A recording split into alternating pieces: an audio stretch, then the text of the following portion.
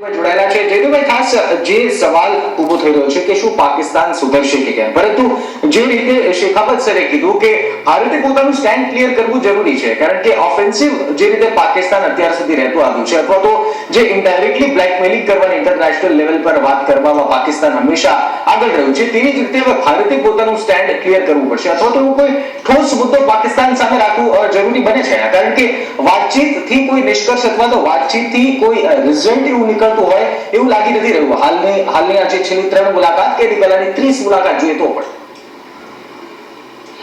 જી નિશ્ચિત, જે રીતે આપ કહો છો તેમ ભારતે એનું સ્ટેન્ડ ક્લિયર કરવાની જરૂર છે. તો આપણે એ વિચારવાનું કે આપણું સ્ટેન્ડ શું હોવું જોઈએ.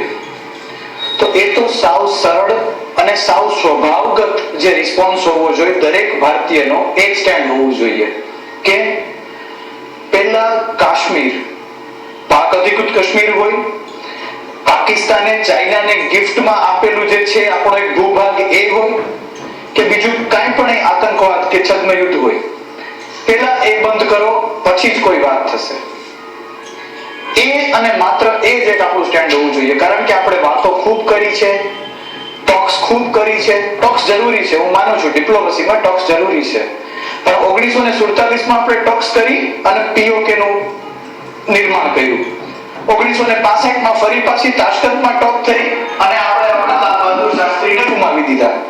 1971માં ફરી પાછી આપણે ટોક્સ કરી, શિમલા એગ્રીમેન્ટ થયું અને 92,000 પાકિસ્તાન યુદ્ધ કેદીઓ જ્યારે આપણી પાસે હતા, એ સરસ મોકો હતો પાકિસ્તાનને આર્મ ટ્વિસ્ટ કરવાનો, ડિપ્લોમેટિકલી એને નમતું જોખાવવાનો. ત્યારે આપણે ફરી પાછા એમને પાછા આપી દીધા અને પીઓકે ને વધુ એલઓસી વાળી લાઈનને વધુ અધિકૃત કરી દીધી છે. તો ટોક્સ થી આપણે શું મેળવી શક્યા એક અલગ જ પ્રશ્ન છે, એની ચર્ચા અત્યારે જરૂરી નથી.